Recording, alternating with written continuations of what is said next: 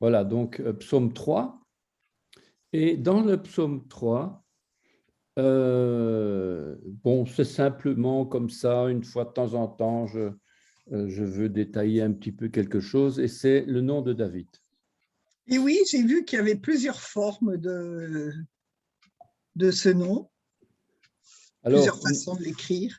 voilà, justement, et il y a plusieurs formes. La bonté du roi David envers un boiteux, bon, c'est une petite illustration, voilà. Mhm. Et on a d'abord David qui s'écrit Dalet, Vav, Dalet.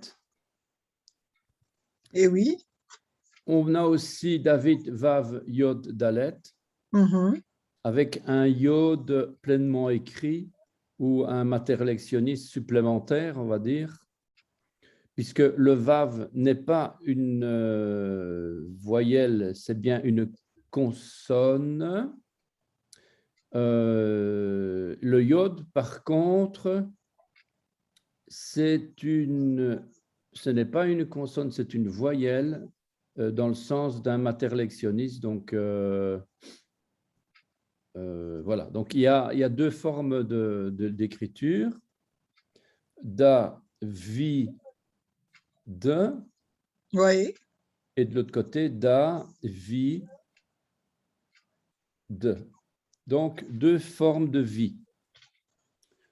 Deux formes de vie. Alors, maintenant, ce n'est pas encore une étude bien détaillée, hein, puisque on a, je pense même que je ne l'ai pas mis, peut-être ici. On a Dod. Donc, David, c'est aussi Dod. Et Dod, ça veut dire oncle, ça veut dire ami aussi. Ah oui, c'est oncle, Donc, oui. ce n'est pas la même chose, en fait. Mais comme l'écriture ne nous donne pas de voyelles, je veux dire les Sefer Torah, les Sepharim Torah ne nous Oui. donnent pas de voyelles, donc il faut bien savoir, ben ça c'est les Juifs, ils sont spécialisés là-dedans, pour bien savoir est-ce qu'il s'agit de l'ami, est-ce qu'il s'agit de l'oncle, est-ce qu'il s'agit de David, est-ce qu'il s'agit de... voilà. Et David, donc, peut s'écrire aussi Dod. Et le Dod peut s'écrire aussi Dalet Dalet. C'est-à-dire que le Vav, ce n'est pas ici une consonne, c'est une voyelle. On ne dit pas Dav, on dit Do. D'accord. Et le Do peut s'écrire avec ou sans Vav.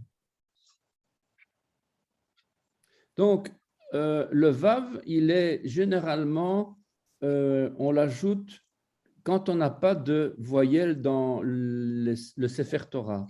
Donc, on a des Vav qui viennent s'ajouter.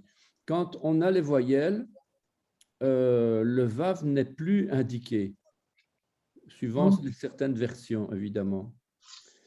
Donc, tout ça pour dire en fait que le Dod peut s'écrire rien que les deux lettres d'Alet. Ah, merci. Rien que les deux lettres d'Alet. Donc, quand on D'accord. voit les deux lettres d'Alet collées l'une à l'autre dans un Sefer Torah sans voyelle, ça peut vouloir dire David. Comme ça peut vouloir dire aussi Dod. Donc, alors, est-ce que j'ai été plus loin? Voilà, Do. Et la forme primitive du Dalet, il faut quand même savoir que c'était un triangle. Ah oui. En phénicien, donc à l'époque de David, justement, puisque à l'époque de David, on n'écrivait pas encore de l'hébreu carré. On écrivait du proto, si pas de l'écriture de phénicienne, enfin du style de l'époque phénicienne. Et à l'époque de David, c'était un triangle. Donc, on avait deux triangles. D'ailleurs, le grec de la lettre D, elle est restée triangulaire. Ah oui, delta. Mhm. Le delta, c'est bien un triangle. Donc, c'est bien la preuve, quoi. Donc, le Dalet Dalet, donc David David, c'était triangle plus triangle. Mhm. Et ce triangle plus triangle, ça donnait en fait le Magen David. D'accord.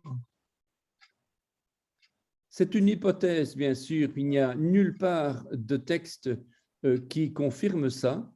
Mais en tout cas, le blason de David, c'était le bouclier de l'armée des soldats. C'est ce qui se raconte, évidemment. Et de nouveau, ici, c'est rien, c'est pas écrit dans les textes. Mais ça, c'est ce qui se raconte, c'est que le bouclier de David était un bouclier de cette forme-là qui protégeait les parties de l'homme, les jambes, les épaules et la tête. Mhm. Donc, c'était fait un petit peu pour protéger au maximum le corps du soldat. J'ai entendu dire que ça servait de signe ésotérisme. Est-ce que c'est Ça vrai? a été récupéré par les francs-maçons. Ah, voilà, c'est Ça a ça. été récupéré après par les francs-maçons. Mais bon, ça, c'est très récent, on va dire. Mais le Magen David, on le retrouve. Je ne sais pas si j'ai prévu ici. Non, je n'ai pas prévu ici. Je devrais, tiens. On a quand on va à Capharnaüm, là en Oui. Israël, hein, au lac du Jourdain, Mhm. on a De Capharnaüm Galilée? avec la mer, là, le lac, et il y a des poteries. Il y a des poteries de l'époque qui sont déposées là-bas. On passe à côté, on marche, et sur ces poteries, on a le Magen David. Ah, d'accord. Et non seulement on a le Magen David, mais on a même des Magen David à l'intérieur desquels se retrouvent, c'est pas à l'intérieur, le Magen David est utilisé dans le sigle messianique. Et le Mhm. sigle messianique, c'est quoi?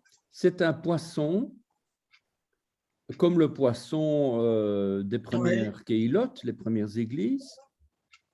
Et l'extrémité du poisson, c'est le triangle du Magen David. Et D'accord. donc, on a dans le sigle, on a le poisson, on a la menorah et on a le sigle, le Magen David. Donc, on a les trois formes. Et ça, c'était déjà il y a 2000 ans. Ah oui, ah Oui. d'accord. Ah oui, parce que les poteries n'ont pas été placées là par des artisans du XXe siècle. Hein. Mhm. Ce sont des poteries qui ont été retrouvées dans dans des retrouvailles archéologiques, quoi. Et donc, j'aurais dû, franchement, je râle de ne pas avoir mis les photos parce que c'est des photos que j'ai prises moi-même quand on va à Kfarnaum, là. Mhm. J'ai été très étonné de retrouver, parce qu'il y a ce débat justement de l'étoile ésotérique, et puis il y a l'étoile à 5 branches, et puis on ne sait pas qu'est-ce qui est de où, Ben, et c'est ça. voilà. Et en fait, le Magen David, il a déjà, il a plus de 2000 ans en tout cas, Mhm. puisque les poteries de l'époque avaient déjà ce symbole. Voilà. Donc, ceci étant, on va pas en faire une doctrine, bien Non, ben, entendu. ben non. Oui, oui, oui. D'ailleurs, que David soit deux triangles ou pas deux triangles, en tout cas, une chose est certaine, le triangle, c'était la lettre D. Ça, c'est sûr. Alors, David le bien-aimé, l'ami de Dieu, David se dit Dod, et peut aussi s'écrire de deux manières différentes, soit avec un cholam, donc le point, soit avec un vav cholam. Mhm. Donc, David ou Dod vient d'une racine du sens de bouillir, bien-aimé, oncle, amour, parent, amant, oncle, frère du père, cousin. Et David est appelé aussi celui qui est aimé, les amours, le plaisir. Donc, ça, c'est la signification, la racine. Donc, ce que j'ai montré, c'est à l'époque de l'alphabet plutôt, phénicien que proto-sinaïtique. Enfin, la lettre d'Alet ancienne était un triangle. Le nom de David s'écrivait avec 2 triangles juxtaposés. C'est peut-être de là que proviennent les 2 triangles réunis dans le Magen David et qui signifient en réalité le nom de David. Une autre variante, et ça, c'est le pressoir à huile, doud. Doud, c'est un récipient comme le vase que fabriquait le potier, un chaudron, une corbeille, un vase, un panier, et on dit un pot, une jarre, un panier, une bouilloire, un panier aussi, voilà. Et le roi David est par excellence celui d'où sortira le fils de David. Alors, quoi de plus naturel que de l'appeler ainsi, puisque c'est de ce vase-là que sortira l'huile d'olive pressée au pressoir. Voilà.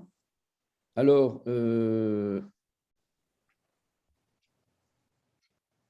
simplement pour rappeler aussi que le potier dans la Bible, c'est pas tellement un potier, c'est plutôt un artisan. Une petite seconde, on m'appelle. Petite seconde. Oui.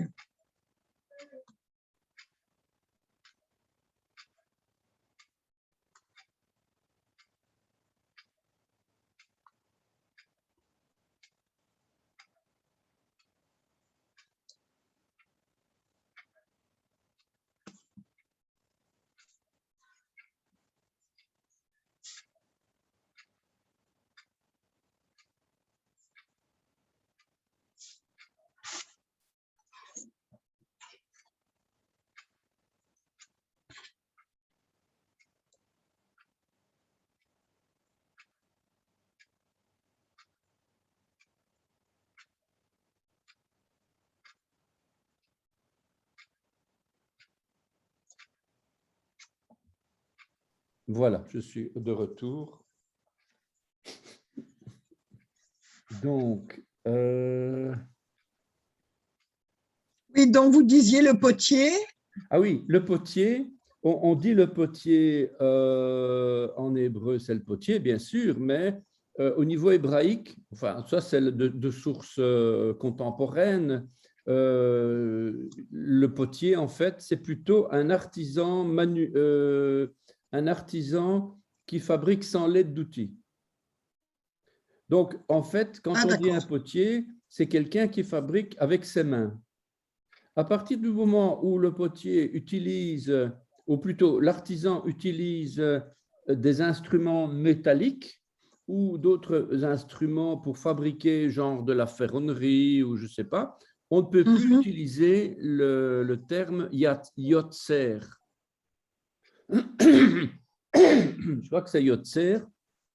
Je crois que c'est yotzer, le potier, je ne sais plus. Et en fait, c'est un artisan manuel, quoi. Et donc, on peut même utiliser le terme de potier pour d'autres métiers où l'artisan n'utilise pas un instrument contendant ou métallique, quoi. Ça, c'est ça que… Et d'ailleurs, quand on parle de potier, en fait, on parle même… C'est un peu plus vaste, quoi. C'est un petit peu plus… Ça va un petit peu même plus loin que rien que le vase en argile, quoi. D'accord. Alors, qu'est-ce que c'est ici? Bevarcho. C'est bevorcho. Bevorcho. Dans sa fuite. Donc, oui, av shalom beno. Donc, dans sa fuite, bevorcho. Une racine primaire à l'infinitif construit actif préfixé du verbe bara. Pas bara, barach. Barach. Barach, oui. La fuite de David n'est pas uniquement une action passive lâche, elle est active et elle est même violente contre l'ennemi. On y voit même l'alia des Juifs. On va d'ailleurs retrouver ici le fait de traverser les nations. Je réfléchis pourquoi je dis tout ça. Barach. Ah oui, c'est ce qu'on retrouve dans la racine. Oui. Donc, on va retrouver ici le fait de traverser les nations, chasser l'ennemi, mettre en fuite l'adversaire, atteindre un but, s'expatrier.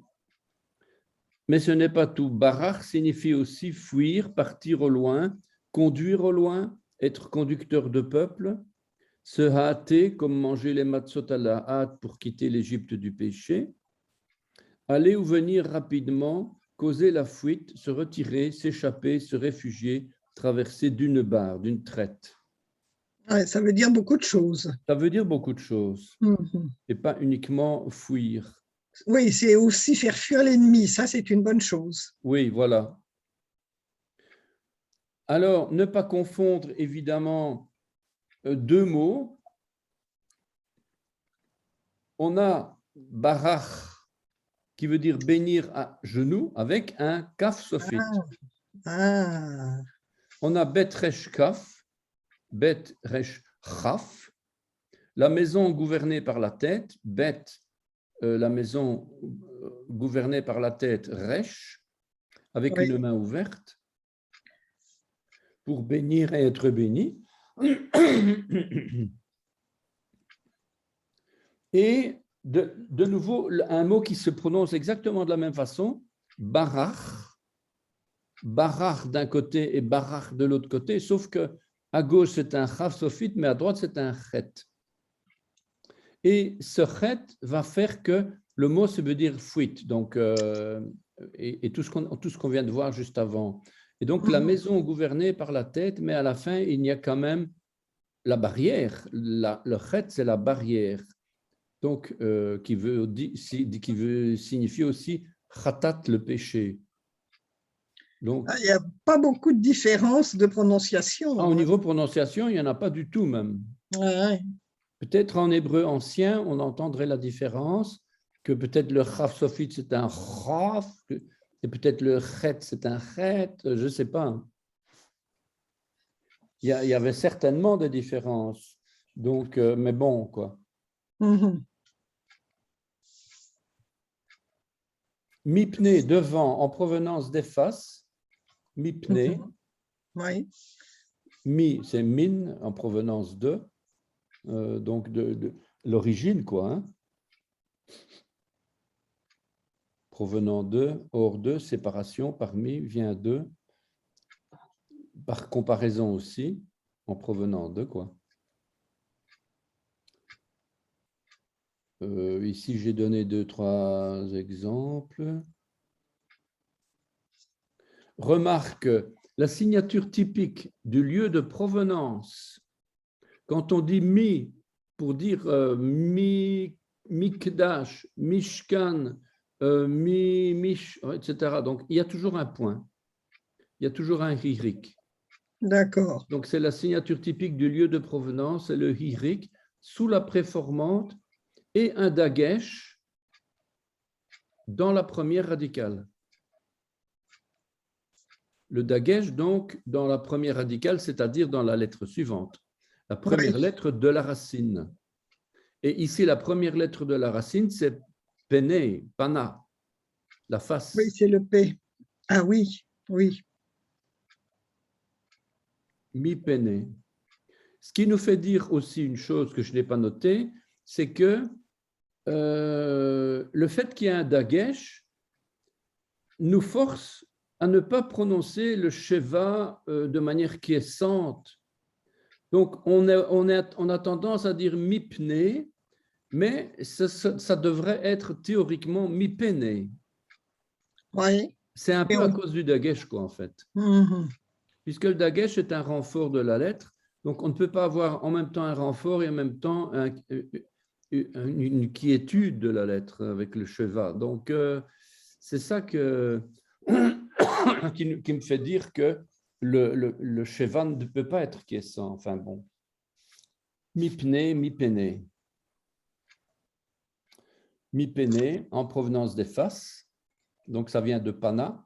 Mais quand on parle de face, c'est plutôt une action de tourner, de s'éloigner, de tourner autour, de se retourner, d'avoir égard, de se mettre devant la personne et de tourner autour. Enfin, il y a plusieurs significations.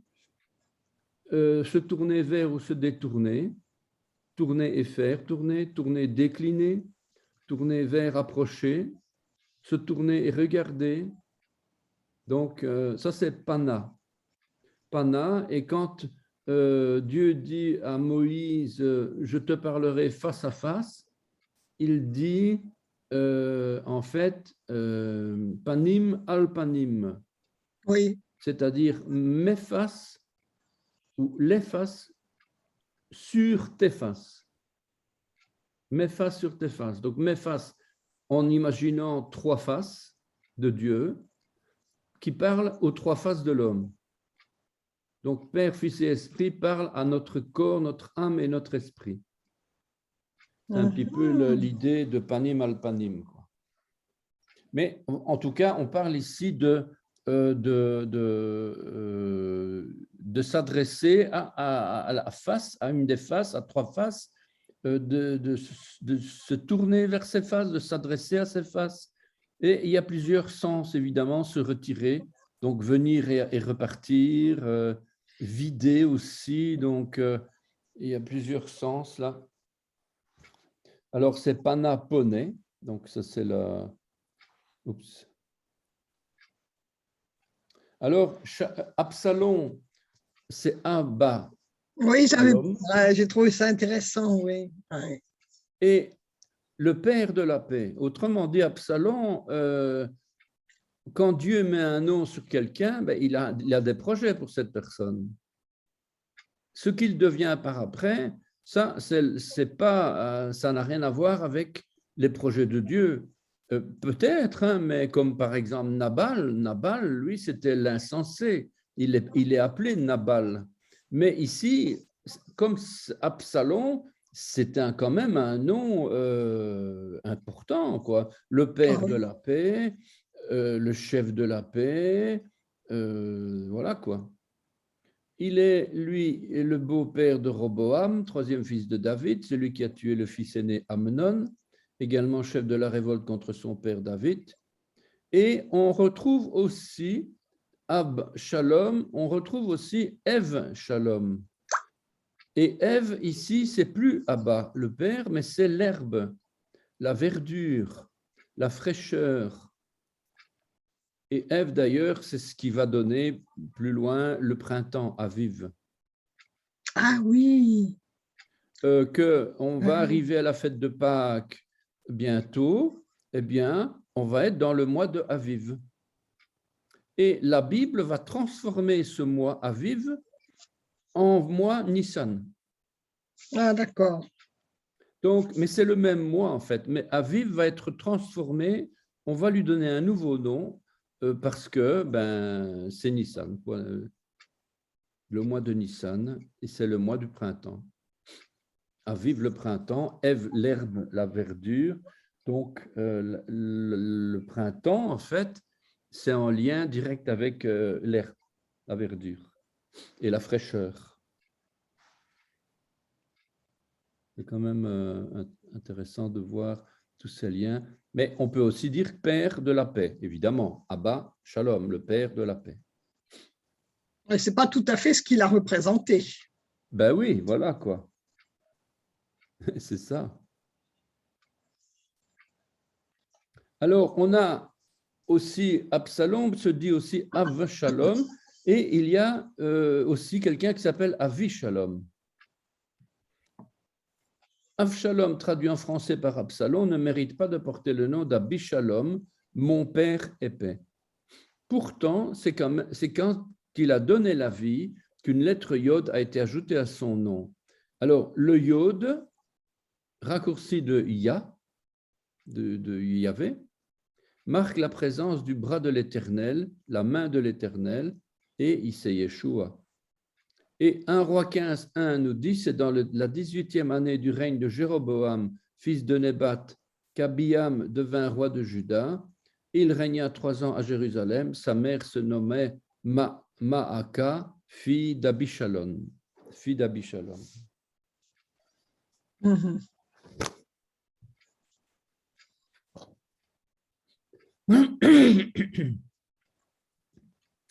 Le contexte de troubles familiaux, il faut quand même savoir ces choses-là parce qu'on se demande, mais qu'est-ce qui s'est passé dans cette famille, bon sang? Oui. Alors, on a d'abord Tamar, fille de David et de Maaka. Elle est la sœur d'Absalom. Elle est violée par Amnon, le fils aîné de David, et de Achinoam, et demi-frère d'Absalom et de Tamar. Non, c'est compliqué parfois de remettre les pendules au niveau de… Ouais. Alors, 2 ans plus tard, Absalom fait tuer Amnon par des serviteurs lors d'un festin auquel il a convié tous les fils du roi. Donc, de Samuel 13, 18 à 28. Absalom se réfugie auprès de son grand-père maternel Talmaï, roi de Guéchour, et n'est réadmis dans les faveurs de son père que 3 ans plus tard, puisqu'il a scié les côtes pour dire, ben voilà quoi, je suis quand même ton fils, etc. Voilà quoi. 4 ans plus tard, il fomente une révolte à Hevron, l'ancienne capitale d'Israël. Absalom, Avshalom, bien qu'à présent l'aîné des fils de David, pense néanmoins ne pas être destiné à succéder à son père sur le trône, texte des chapitres 15 à 20, entre la naissance de Salomon et les querelles l'opposant à Adonias. Adonias, donc, encore un autre fils. Tout Israël et tout Juda vinrent grossir ses rangs, et David, ne pouvant compter que sur sa garde crétoise et quelques recrues de Gad, prend la fuite. Parmi les prêtres restés à Jérusalem, Jonathan et Achimaaz lui servent d'espions. Avshalom arrive à Jérusalem, il s'entretient avec Achitophel, prêtre réputé. La poursuite continue et David se réfugie au-delà du Jourdain. On a cette fameuse bataille dans la forêt d'Éphraïm à l'est du Jourdain, où l'armée d'Absalom est mise en déroute. Lui-même, en fuyant, se prend les cheveux dans les branches d'un chêne. Toutefois, David avait ordonné à ses hommes de ne pas le tuer, de faire preuve d'égard, et c'est Joab qui a désobéi. Joab, en fait, c'était littéralement un traître. Il voulait vraiment que ce soit l'armée qui domine, quoi, et pas le roi, ni rien du tout ça. Alors, il avait ordonné à ses hommes de faire preuve d'égard et de douceur à celui qui était son plus vieux fils vivant. En revanche, Joab, général du roi, est ému par des sentiments moins mesurés et comme un soldat refusait de le faire pour 1000 shekalim, il transperça à 3 reprises la poitrine d'Absalom qui se débattait toujours dans les branches. En dépit de la victoire de ses troupes, David fut consumé de chagrin. Ça a posé un gros problème, évidemment, surtout pour Joab, mais comme Joab faisait un petit peu du bruit sur la question, évidemment, le peuple, il se disait pareil, oui, mais bon, le roi, il doit être ferme, etc. Alors, 2 fils aînés de leur père. Je compare ici. Ici. On a Joseph, fils de Jacob. Joseph était le préféré de son père Jacob. Dieu avait décidé d'en faire une préfiguration de Yeshua. Il devait passer par un chemin difficile. Il devait être haï par ses frères et il devait être vendu. Donc, Joseph, premier fils, qui est aimé de son père.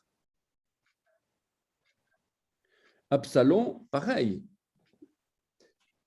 Absalom, un homme bien de sa personne, avec des longs et des beaux cheveux. La Bible donne plusieurs exemples d'hommes qui sont comme des splendides arbres qui attirent les regards, qui séduisent, qui manipulent, qui sont indépendants, rusés. Ils ne pensent qu'à eux, passent le plus clair de leur temps et leur énergie à construire leur propre empire. Ils s'établissent eux-mêmes comme empereurs ou comme rois. Sa famille, donc celle du roi David, possède un héritage ancestral assez lourd. Il faut quand même aussi savoir que dans la généalogie du roi David, la Bible cite Rahab, dite la prostituée, et Ruth, qui est d'origine moabite. Ce peuple est né d'un inceste entre Lot et l'une de ses filles. Bien sûr, cet héritage, nous le retrouvons chez tous les enfants de David, mais la restauration par l'Éternel et les plans divins pour la venue du Mashiach ne pourront se faire que dans le cadre des choix de Dieu, et tout ce qui sort de ce cadre-là ne peut pas tenir. Ah oui, il s'en passe des choses. Hein. Ce qui veut dire que comme David avait été choisi, toutes les malédictions familiales se sont transformées en bénédictions. Si par contre vous n'êtes pas dans le plan de Dieu et que vous désobéissez à Dieu et que vous sortez de la couverture spirituelle du sang, les malédictions familiales restent des malédictions. Si Absalom avait été choisi à la place de David, son père, les choses auraient été tout différentes. Dieu aurait disposé son cœur favorablement et Absalom aurait changé. Parce que Dieu change le cœur de qui il veut changer. C'est lui qui donne le vouloir et le faire. Or, ici, Absalom n'était pas à sa place, ce qui a provoqué tous les déraillements connus. À chaque fois, quand on n'est pas à la place que Dieu a destinée pour nous, ça posera automatiquement un problème, tôt ou tard. Donc, c'est vraiment très, très important que chacun sache quelle est sa place. Oui. Ça, c'est vraiment, je ne vais pas dire que c'est basique, mais par rapport à l'avenir des enfants de Dieu, celui qui n'est pas à sa place, mais qui prend une place qui ne lui est pas destinée, tôt ou tard, ça va casser et ça va aller très loin. Ça peut aller même très loin, quoi. En tout cas, c'est ce qui s'est passé ici. Ouais. Je pense qu'il était jaloux que c'était son frère Salomon qui allait régner et pas lui. Oui, c'est ça. Exactement, c'est ça. Il était jaloux. Oui. Le fils de David, le fils du salut ou le fils de la perdition? Et c'est pourtant deux fils de David. Hein? Eh oui, eh oui. Et lorsqu'on parle du fils de David en tant que pâle copie du fils de Dieu, on sous-entend le fils de la perdition, c'est-à-dire les serviteurs de Satan qui suivirent celui qui fut chassé du ciel pour rébellion quand même. Hein? Absalom était bien fils de son père, David adultère, David trompeur, David assassin. Dans ce sens-là, Absalom était bien le fils de David. Malheureusement, cela a produit de très mauvais fruits pour la perdition. Ici, aucun d'eux ne s'est perdu, sinon le fils de perdition, Jean 17, 12. Et il est impossible qu'il soit amené à la repentance, Hébreux 6, 4, 6 et Hébreux 10, 26, 29. Donc, on voit ici que ce n'est pas parce que quelqu'un s'appelle fils de David dans la Bible qu'il est fils de David. J'ai d'ailleurs fait une différence entre le petit f et le grand f. Enfin, ça n'a rien à voir, mais un fils de David, c'est un fils de David. Ce n'est pas le fils de David. Le vrai fils de David l'est par la foi et non par la vue ou par le physique. C'est celui qui fait la volonté de Dieu, c'est celui-là qui fait partie de la maison d'Israël. D'ailleurs, en Matthieu 12, 46, Yeshua s'adressait à la foule, « Voici ma mère et mes frères qui étaient dehors. » Ils cherchèrent à lui parler. Quelqu'un lui dit, « Voici ta mère et tes frères sont dehors. » Et ils cherchent à te parler. Mais Yeshua répondit à celui qui le lui disait, « Qui est ma mère et qui sont mes frères ?» Puis, étendant la main sur ses disciples, il dit, « Voici ma mère et mes frères. Car quiconque fait la volonté de mon Père qui est dans les cieux, celui-là est mon frère et ma sœur et ma mère. » Entre parenthèses, c'est bien la preuve que Marie ne faisait pas la volonté de Dieu. Oui, ça ne devait pas être facile pour eux d'entendre ce genre de paroles de la part de celui qui considérait comme leur frère et non pas comme le Messie. Oui, oui, oui.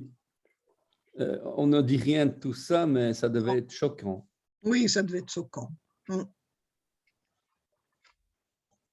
Absalom, un bel homme avec de beaux et longs cheveux et un personnage sans défaut. Religieusement parlant, il était sans défaut. Oui, c'est ce qu'il est dit. Ouais, ouais. Donc, tout dépend du choix de Dieu. Et ce n'est sûrement pas la beauté physique d'Absalom qui pouvait y changer quoi que ce soit, puisque David lui-même avait été choisi à la place de tous ses autres frères. physiquement plus avantagé que lui. Lui, c'était le petit dernier, le petit roux, aucune puissance, il était maigrichon, etc. Enfin, dans tout Israël, nous dit 2 Samuel 14, 25, il n'y avait personne qui fût autant admiré pour sa beauté qu'Absalom. De la plante du pied au sommet de la tête, il était sans défaut. Ah là là. Lo haya bo Moum. mum. Moum. Alors, dans la Torah, lorsqu'il est question de pureté et d'impureté, on parle d'animaux sans défaut et le mot utilisé, c'est tamim, un adjectif intègre, sans défaut, entièrement, sans tache, parfait, intègre, etc. quoi. Tamim. Tamé, tamim. Ici, pour décrire le physique sans défaut d'Absalom, la Bible utilise le mot moum, avec ou sans aleph, qui vient d'une forme de, en fait, défaut, blessure, difformité, faute, tâche, souillure, outrage, défaut corporel, défectuosité. Donc la différence entre les deux mots éclate aux yeux. Tamim, c'est un esprit, tamim décrit un esprit honnête, intègre, droit et innocent, tandis que moum décrit un aspect exclusivement physique, complété par un caractère outrageux, même s'il est sans outrage. Donc, il était quand même outrageux, Absalom. Alors, plutôt, oui. L'esprit d'Absalom, c'est un séducteur, un habile manipulateur, rusé et menteur. Il est orgueilleux, jaloux. Il instaure sa propre justice en manigançant un crime. Il est assoiffé de pouvoir et s'autoproclame roi à la place de son père. L'esprit d'Absalom entraîne dans l'indépendance, la rébellion, pousse à constituer son propre royaume. Il trouve sa source et son modèle dans l'esprit de Babylone ou dans la tour de Babel, l'esprit qui animait Nimrod. Nous pouvons y être confrontés dans tous les milieux sociaux, professionnels, oui. Assemblés, donc dans nous-mêmes, quoi. C'est un esprit. Absalom, le mal-aimé, le fils de David. Absalom, c'est une représentation de l'Antichrist, une imitation du Messie, et qui porte d'ailleurs les mêmes attributs que Yeshua, fils de David, puisque Absalom était bien le fils charnel de David, que David a eu avec Maaka, une des concubines. Il faut préciser que le nom de la mère d'Absalom, Maaka, Maacha ou Maachat, signifie oppression. Et la racine Maach, ça veut dire froisser, fixer, presser, serrer. Donc la femme avait comme père Talmaï, silonné, labouré. C'était roi de Géchour, c'était l'orgueilleux, le roi de Géchour orgueilleux. C'était un transjordanien, probablement un des descendants d'un des géants d'Anak. C'est ce que dit en tout cas les Strong, ici le dictionnaire. Donc, on a quand même ici, voilà quoi, bon, il a été avec une femme qui n'était pas forcément une femme que Dieu lui destinait.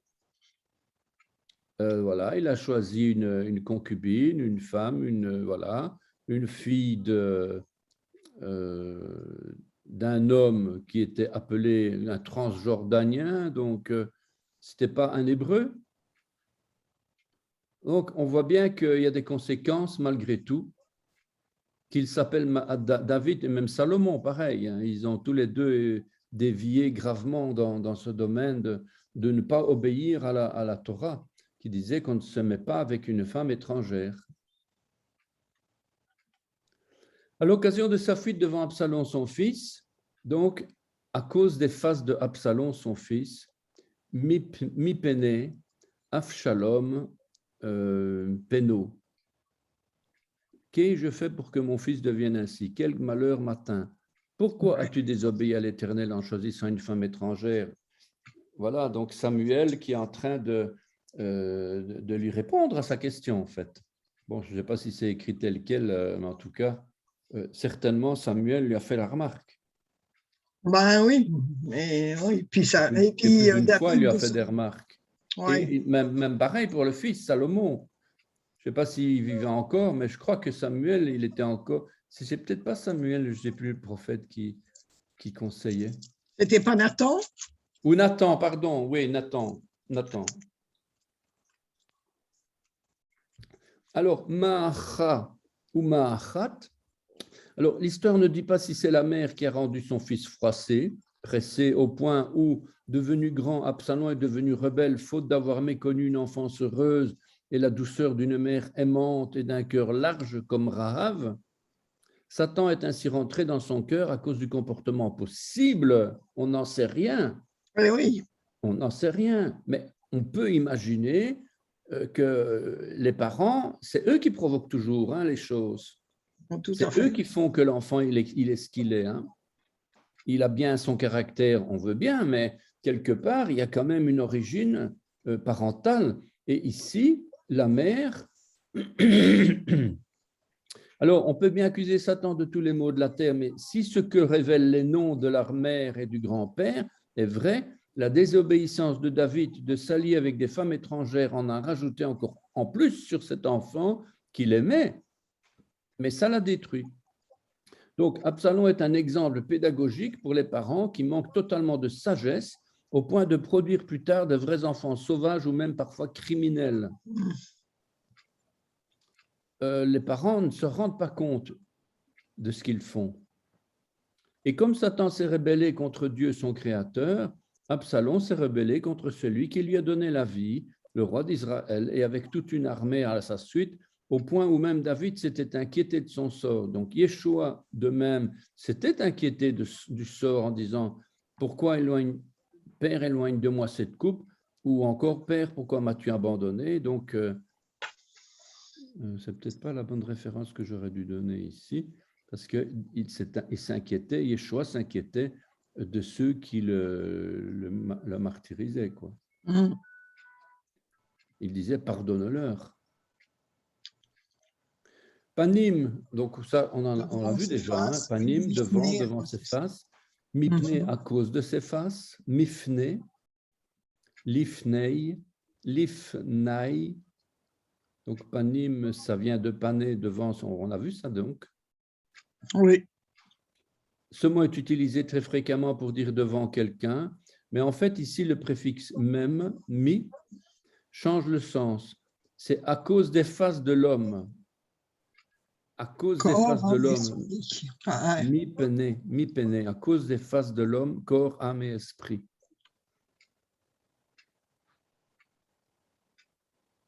David fuit l'esprit, les différentes faces qui se trouvent en Absalom.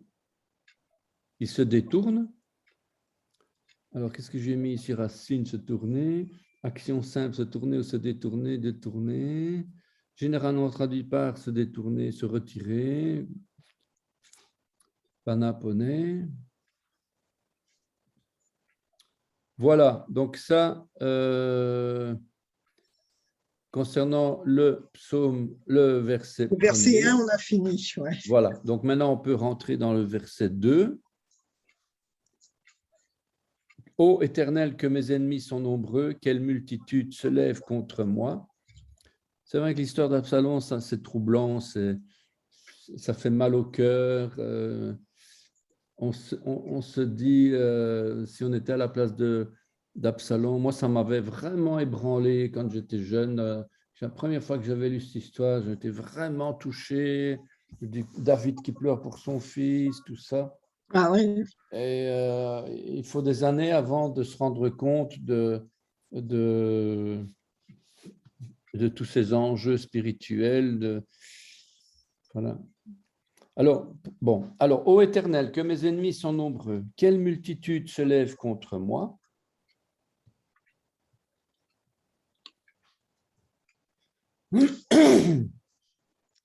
Alors, Adonai, Ma, Rabou, Tsarai, Rabim, Kamim, Allah, Alaï. Alaï, ouais, c'est un chant. On chante ça à l'Assemblée. Ah oui? Adonai marabut sarai, rabim kamim malai. On D'accord. chante ce chant, c'est un chant, quoi. Et c'est le chant, comment c'est encore? Kuma Adonai, Ah, Oshieni Oshiei Elohai, Elohai Adonai Adonai. Yeshua, Ah, je l'ai ce chant. Ah, mais c'était Malacha ça. Birkatecha. Et puis C'est ça. après, Mar Adonai Marabu Tsarai, Ah, Rabim ça, je savais pas que Kamim c'était ça la Malai. suite. C'est dans le chant, D'accord. quoi. Combat Adonai. Kuma, c'est lève-toi Ouais, Adonai, c'est ça. Mm. Oshieni Elohai, donc Dieu sauveur, Oshieni, mon sauveur, Dieu éternel. Donc, ô éternel, il n'y a pas le Oui. ô évidemment, Ben c'est non, éternel, ça, hein. c'est ouais. Celui qui est existant, donc je te rappelle, parce qu'on avait déjà vu 30 millions de fois déjà, c'est le nom Et propre du... malgré Quoi? qu'on ne sait pas, malgré qu'on ne sait pas les voyelles qu'il y a, ils en mettent quand même. Alors, oui, Yehovah. Yehovah. Donc, ça veut dire que le mot qui remplaçait le tétragramme, c'était Eoa. Peut-être Elohai, et le fait de dire Elohai, on mettait les voyelles de Elohai, mais sans savoir prononcer Yod He Vav He. Et Oui, parce que donc, le haut, il n'y est pas là. le Cholam, oui, C'est lui ici. qui. Ah oui, je Ah, dans regardais le en texte haut. ici, oui, oui, c'est Ah vrai. oui, non, j'avais pas vu là en bas. Ici, c'est D'accord. vrai. Ici, c'est Yerva. Yerva. Yeva. Yeva. Yerva. Et Mhm. ici, dans les Strong, ils mettent un Cholam sur le He. Donc, D'accord. c'est Yeho, Va. Mais il y a aussi deux autres écritures, Yahvé, je pense, Yahvé et je ne sais plus. Ah bon, il y a d'autres écritures. Et il y a deux, je crois même qu'il y a trois, en tout, il y a trois, trois vocalisations différentes. L'une, c'est probablement pour Elohai, l'autre, c'est probablement pour Adonai, et encore une autre, je ne sais plus. Mhm. Donc, autrement dit, maintenant, c'est une supposition parce qu'on n'a aucune trace de ça. C'est ça. Mais quand on voit AOA, ben c'est que c'est Adonai. Si on voit EOI, c'est que c'est Elohai. Ici, EA, EA, Yerva, Yerva, EA, j'en sais rien. Yeva, je ne sais pas. Bref, en tout cas, c'est celui qui est l'existence, c'est le nom propre du seul vrai Dieu, un nom qui n'est pas prononcé à l'exception du tétragramme. Il n'y a évidemment pas d'interjection. Ce tétragramme n'a pas de voyelles. Les voyelles qui apparaissent sont en réalité la prononciation du nom qui le remplace, Adonai Elohai. Voilà. Le verbe vient de Haya, Heye, le verbe être. Être. Oui. Mais pas seulement. Donc, établir, adresser, s'enflammer. Bon, il y a beaucoup de significations dans ce verbe être, évidemment. Prendre place. On pourrait dire, hein, l'Éternel, c'est celui qui prend place, celui qui demeure à l'abri du Très-Haut, non. Celui qui adresse, celui qui devient, celui qui établit, celui qui... Voilà, quoi. On ne Oui, sait il y en pas a trop parce beaucoup. qu'on utilise le verbe celui qui est ou celui qui est l'existant. C'est par plus de facilité, mais ce mot, ce tétragramme, c'est caché. Il est caché. D'ailleurs, moi, j'ai l'habitude de dire que si on parvient à expliquer le tétragramme et Dieu en personne, c'est qu'on est Dieu. Ah, ah, oui. Donc, on on cherche, on voyage dans les Écritures, dans l'hébreu, mais Dieu nous donne une limite. S'il ne nous donne pas plus loin la limite, c'est qu'il ne faut pas aller plus loin, quoi. Il ne faut pas essayer de chercher ce qu'on n'a pas reçu. Tout à fait. Et les hommes, généralement, ils veulent essayer de comprendre, mais si Dieu ne nous donne pas la compréhension, il ne faut pas aller plus loin, quoi. Je pense, en tout cas, hein, c'est tellement… déjà comme ça, un mot, n'importe lequel, dame, le sang, Adam, n'importe quel mot, c'est déjà compliqué, que maintenant, on va encore essayer de mettre une image humaine sur le tétragramme, sur Dieu. Il y a encore quelqu'un qui m'a demandé sur la Trinité dernièrement. Bon, voilà, il faut essayer de répondre avec un peu de sagesse, quoi. D'abord, la Trinité, ça n'existe pas, mais on sait très bien qu'il y a le Père, le Fils et l'Esprit. Et puis, quelqu'un m'a répondu, oui, mais l'Esprit, c'est pas Dieu, c'est pas comme le Père et le Fils, c'est différent. Bon, et ça discute, donc… on ne peut pas expliquer ce qu'on n'a pas reçu. Nous, on croit par la foi. C'est ça. Voilà quoi. C'est compliqué. Si on ne peut pas expliquer ce que Dieu ne nous a pas donné, il ne faut pas aller plus loin, quoi. Quand je faisais l'école du dimanche aux enfants et qui m'avait demandé qui était le Saint-Esprit, j'avais prié.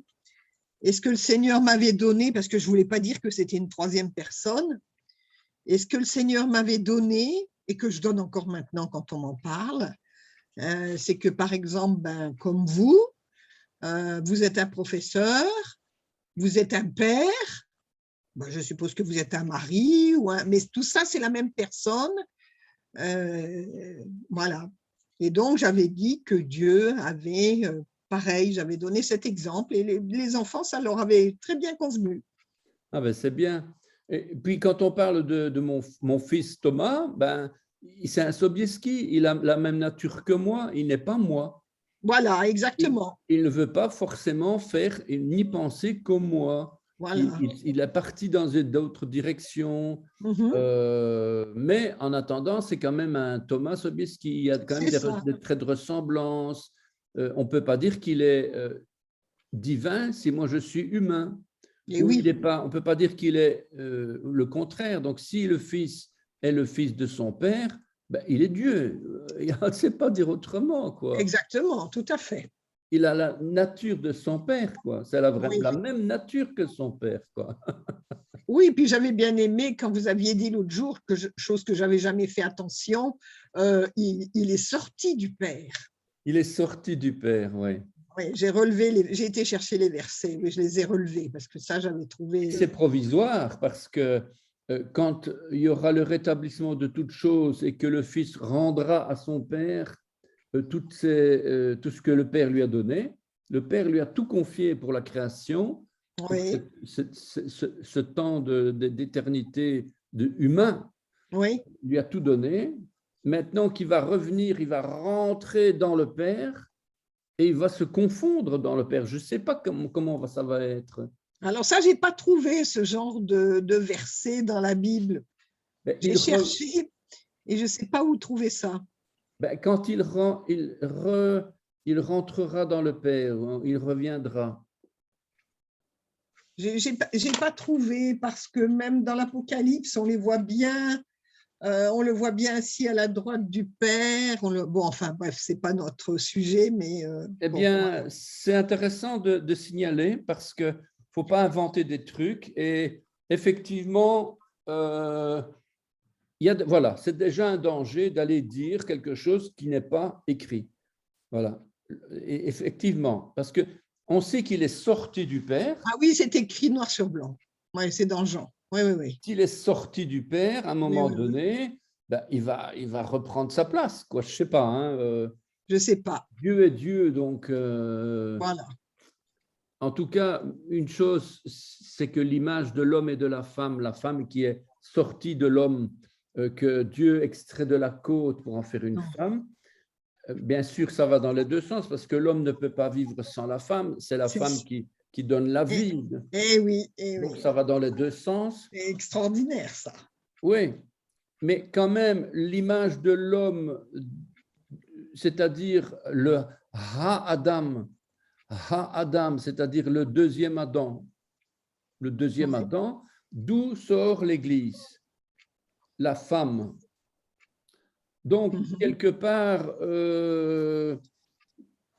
voilà. Donc, il y a tellement de choses à dire que ça va dans les deux sens, effectivement. Mais la femme, elle ne va pas rentrer de nouveau dans l'homme. Et non, ben non. Donc, voilà. Bon. C'est compliqué. Ouais.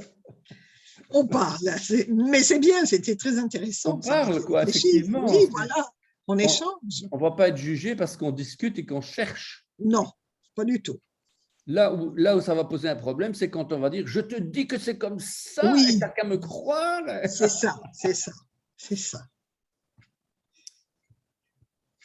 La première apparition du tétragramme, c'est en Genèse 2, 4, 5. Voici les origines des cieux et de la terre quand ils furent créés, lorsque l'Éternel Dieu fit une terre et des cieux. Voilà. Quand l'Éternel Dieu n'avait pas fait pleuvoir. אלה תולדות השמיים והארץ בהי ברם ביום עשות אדוני אלוהים. אדוני אלוהים. Les toldot ici, voici les générations, voici les postérités. Oui. Et l'autre, Vekol sicha asade terem Adonai baaretz vekol esev asade terem yitzmach ki lo himtir Adonai Elohim. Al haaretz ve'adam ayin la'avot et ha'adama. Voilà. Alors, son nom contient son caractère et ses buts. On a là la main de Dieu, Yod. La main, c'est Yeshua, entre parenthèses. Ya, c'est la puissance, la force, la domination. C'est le bras droit de l'Éternel. C'est le bras qui se trouve du côté du cœur. Or, il est dit en Ecclésiaste 10.2 que le cœur du sage est à sa droite et le cœur de l'insensé à sa gauche. Et j'ai été très étonné. L'autre jour, j'étais chez mes petits-enfants, chez ma fille, et un de mes petits-fils m'a dit, oui, à la yeshiva, donc à l'école du dimanche, c'est à la yeshiva, Oui. on a appris, ah non, c'est au cours de religion, on a appris que la droite, c'est la bénédiction et la gauche, c'est la malédiction. Oui, j'ai déjà entendu ça. Et ça correspond très bien au fait que le cœur du sage est à sa droite et le cœur de l'insensé à sa gauche. Et d'ailleurs, dernièrement, je suis tombé sur le passage où on voit que Dieu est avec son armée céleste, son armée à droite et son armée à gauche. Autrement dit, il est souverain et il dirige les deux armées. Ce n'est pas que l'armée est dans un camp adverse à 30 000 kilomètres loin du royaume de Dieu. Non, tout le monde est devant Dieu. Et même à un moment donné, lorsque Akab est tellement embarqué avec sa femme et Jézabel que Dieu va décider finalement de le faire tomber. Et il dit à son armée à droite et son armée à gauche, et il dit, je cherche un esprit de mensonge. Qui voudrait être un esprit de mensonge dans la bouche d'un faux prophète? Et donc, ils sont en train de discuter entre eux, donc l'armée des ténèbres et l'armée de la lumière, tous les deux sont en train de discuter, en train de dire, voilà, qui c'est qui est? Et il y en a un qui se lève et dit, moi je veux bien. Moi je veux bien. Alors Dieu lui dit, eh bien vas-y, sois un esprit de mensonge dans la bouche des prophètes, du faux prophète. Et donc, ça révèle quand même bien que les deux armées, les anges de Dieu sont à sa droite, et que les armées du mal, Satan et les démons, sont à sa gauche. Donc, il n'y a pas, c'est pas comme on pense, un combat, etc. C'est Dieu qui est là. Maintenant, s'il veut qu'on ait la victoire, il va faire en sorte que le combat ne gagne que si on prie. Et donc, la prière avec Daniel, le combat dans les cieux, ne sera gagné que parce qu'on prie. Mais si on ne prie pas, eh bien, Dieu donne la victoire à la gauche, à l'autre armée. Mhm. Donc, il est souverain quand même, quoi. Donc, ce n'est pas du tout comme on pense avec notre pensée humaine, quoi. Eh oui. Alors, Mais- donc, on a cette fameuse droite et cette fameuse gauche que mon petit-fils, il m'a confirmé. Je me dis, waouh, mince, en cours de religion, quoi, en plus. Ensuite, on a le souffle de Dieu, la lettre He, représente le Saint-Esprit, Mhm. qui donne la vie. Oui. Ensuite, le point 3, on a le Vav qui est le clou, le fait de fixer Yeshua sur la croix, de le crucifier, où il paye le prix du rachat de ses créatures. Et en 4, le He de nouveau, encore une fois la vie. Là, c'est la vie du Fils, la personne élevée qui a donné sa vie pour l'humanité. Puisque le He, c'est une personne élevée, c'est une personne, avant c'était un petit bonhomme qui était sur ses deux jambes et qui regardait vers le ciel et qui levait la main au ciel. C'était ça le He dans le temps, quoi. Ah oui. Alors maintenant qu'on sait à qui on a affaire, on peut alors invoquer ce Dieu avec confiance. Amen. Éternel, que mes ennemis sont nombreux. Alors, cette phrase bien connue dans notre chant hébreu, Kuma Adonai, se poursuit par la suite, Adonai Ma'arabu Tsarai Rabim Kamim Alai, Seigneur, comme mes ennemis sont nombreux.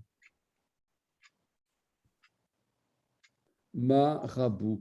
On va voir plusieurs facettes du que mes ennemis sont nombreux, peur, effroi, même si mes ennemis sont nombreux, Malgré que. Ah oui, c'est bien. malgré que mes ennemis soient nombreux, Mhm.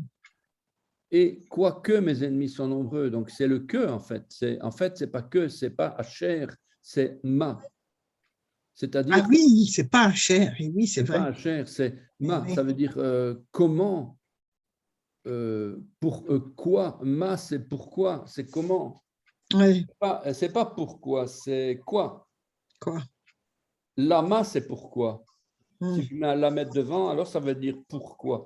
Mais ici, c'est quoi. Quoi, mes ennemis? Quoi, nombreux? Quoi, nombreux? Comme sont nombreux, même s'ils sont nombreux, malgré qu'ils soient nombreux, quoi qu'ils soient nombreux. Donc, il n'y a pas uniquement une peur, mais il y a aussi une constatation. Après tout, oui, ils sont nombreux.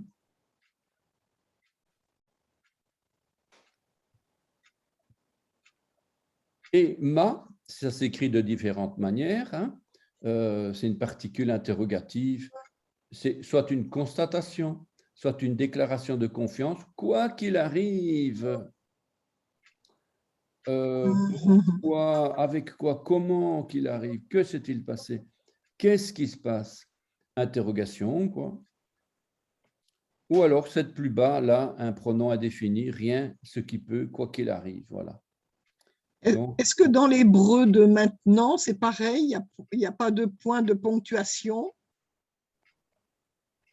2 points de ponctuation. Oui, il n'y a pas de point de ponctuation dans la Torah. Ça se suit tout le temps. Il y a un espace entre ma et rabou. Oui, c'est des espaces qu'ils mettent, mais ils ne mettent pas des virgules, des points, des Ah non, choses non, comme ça. non, non, non, non, non. Hein, c'est ça. Par contre, le petit tiret ici que j'ai Oui. mis, qui est un tiret à la française, ce n'est pas un MAPIC, mais normalement, MAKEF, ça devrait être un petit tiret qui est ici au-dessus. Au-dessus, en haut, oui. Celui-là, normalement, il est là. Hein. Et quand il est en haut, ça veut dire que c'est un état construit, c'est ça? C'est un état construit, donc c'est marabout. On lit en une traite, marabout. Ah oui, d'accord. Rien à voir avec le marabout, mais c'est marabout, c'est-à-dire Ouais. quoi qu'il arrive. Mhm. C'est d'une traite. D'accord.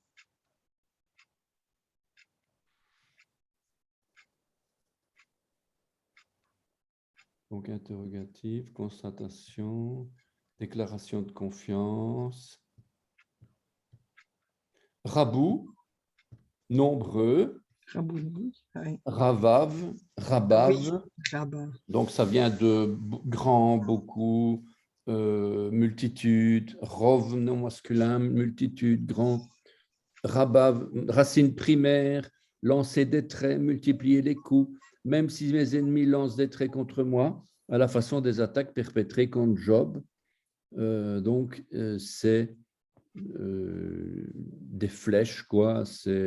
Ça n'arrête pas, ça continue sans arrêt, sans arrêt. C'est un petit peu, c'est à la limite de l'excès. Ici, on parle d'excès aussi. Insupportable à la longue, finalement. L'idée de projection, lancer des traits, fait penser que même si quelqu'un lance physiquement des traits ou des paroles mauvaises à la façon des archers, c'est Dieu qui est notre protecteur par Yeshua. Ces traits sont tout sauf des attaques humaines, car les antisémites, les islamistes ou tout simplement les méchants ne lancent pas des traits à la façon des archers selon la Bible. Seuls les traits enflammés du malin sont des coups spirituels. Or, toute la puissance des ténèbres ne peut rien contre ceux qui sont couverts par le sang de l'agneau.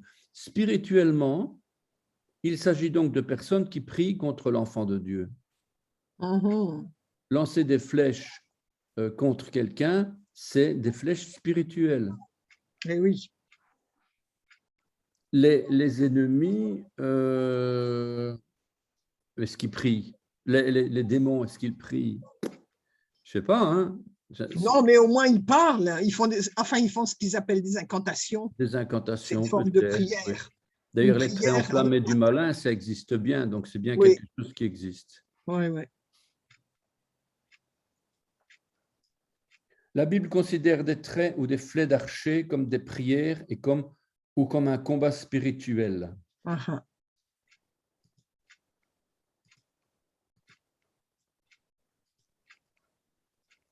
Sarai, comme on va le voir, les ennemis cités par David sont ici ceux qui ont donné naissance à l'Égypte des pharaons. Ce sont donc des entités spirituelles de mort et de ténèbres.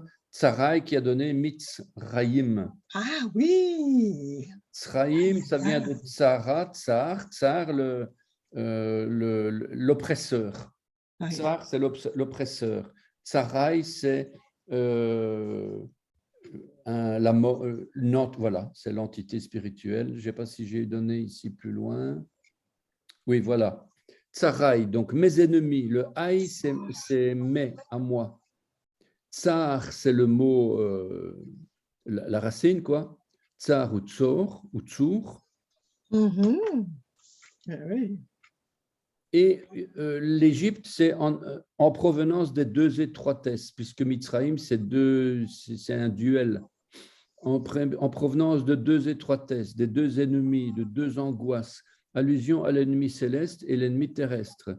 Tsar, c'est l'ennemi, l'adversaire, celui qui est contre, celui qui veut rendre l'espace étroit, qui opprime. L'angoisse, c'est l'oppression, comme ça on est écrasé, on est serré de toutes parts. Et il y a le mot tser aussi qui veut dire caillou, dur, silex, ville fortifiée, probablement vers la mer de Galilée. Puis on a encore Tsor, le rocher, un rocher cité, une cité phénicienne sur la côte de la Méditerranée, Tsor. Oui. Alors, la racine primaire tsarar, c'est le verbe, la forme pa'al, calme, et donc qui veut dire combattre, envelopper, assiéger, recoudre, être enfermé, angoissé, opprimé, etc. Donc, c'est toujours dans le sens d'être maître contre un ennemi, de gouverner, de gagner, en fait, d'opprimer.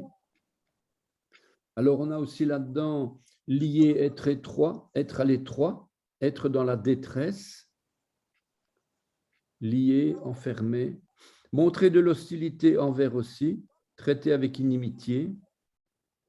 Donc, voilà quelques symboles, quelques significations de tsarar, le verbe racine, le verbe racine.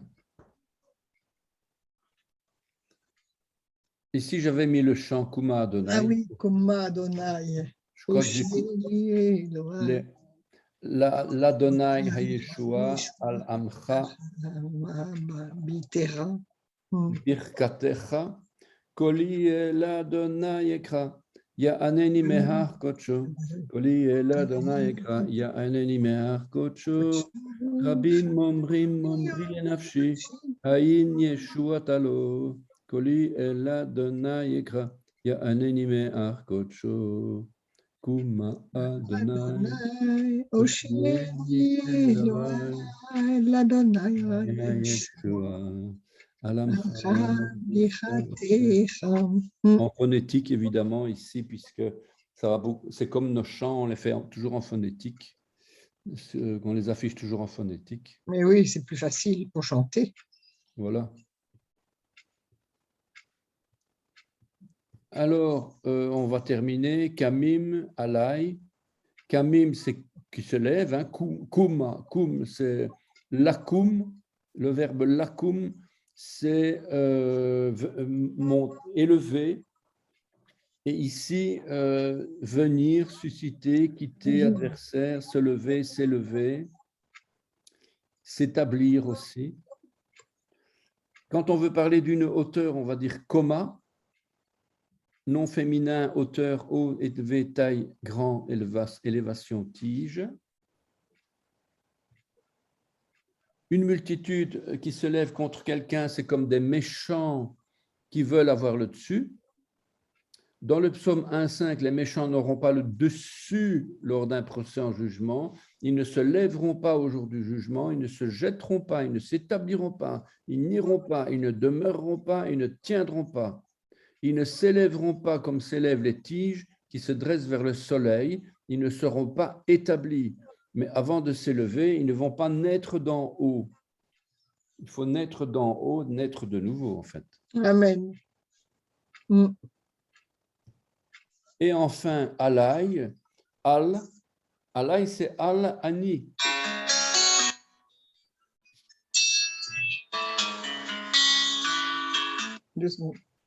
Oui, je suis en cours d'hébreu, je te rappelle.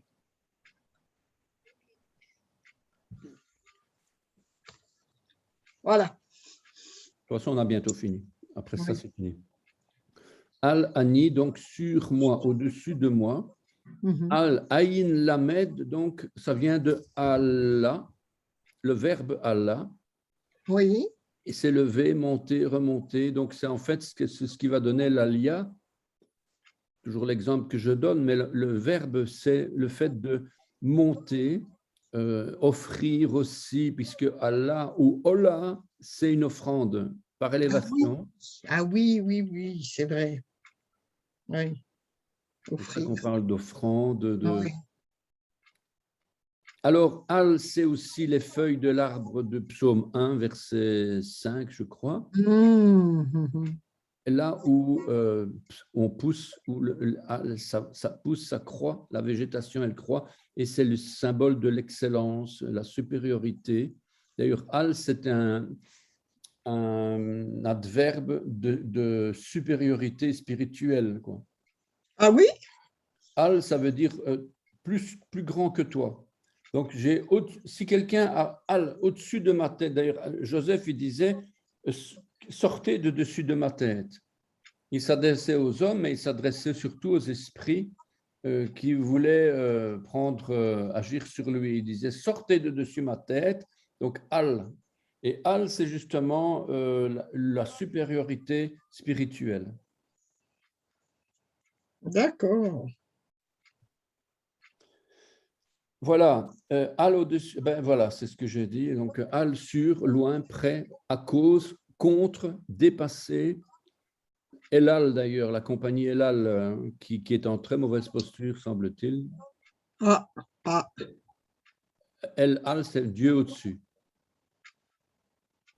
L'idée que l'on retrouve ici est la même que dans l'histoire de Joseph, où des esprits qui tournoient au-dessus de nos têtes en voulant s'y installer. On ne peut pas les empêcher de tourner au-dessus, mais à nous de refuser qu'ils prennent la place. Ce Al est réservé à Dieu seul. Voilà. Donc, il est quand même 12h12, donc on peut faire ça la semaine prochaine. Oui. Merci. il y a parfois beaucoup de choses à dire, parfois il y a moins de choses à dire. Ça dépend comment ça se présente, en fait. Mais en tout cas, voilà. Eh bien, merci beaucoup. Et puis, donc, j'ai bien reçu votre petite… Alors, j'ai eu du mal d'aller dans le magasin. Je ne trouvais pas le magasin. C'est un peu compliqué C'est un peu compliqué? comme site, hein, pour arriver à… Mais bon, je vais y arriver, je vais y arriver. C'est un peu embêtant, effectivement, parce que je crois que la majorité des gens, ils ne sont pas très informatiques. Et je ne peux pas changer pour aller ailleurs parce que là, il y a moyen de mettre des exercices qu'ailleurs, on ne sait pas les faire. Donc voilà quoi. Voilà, alors j'ai trouvé pour les devoirs, ça y est, c'est bon. Ça y est, j'ai trouvé. OK. Bon, merci beaucoup. Vous penserez à m'envoyer l'enregistrement de la semaine L'enregistrement dernière. précédent et celui-là. D'accord. Voilà, et celui-là. Très bonne semaine, que Bonne Dieu vous semaine à bénisse. vous. Et Shalom, puis la shalom. semaine prochaine, Dieu voulant. Dieu voulant, la semaine prochaine, c'est vrai. Au revoir, Shalom. Jacques. Merci, au revoir. Shalom.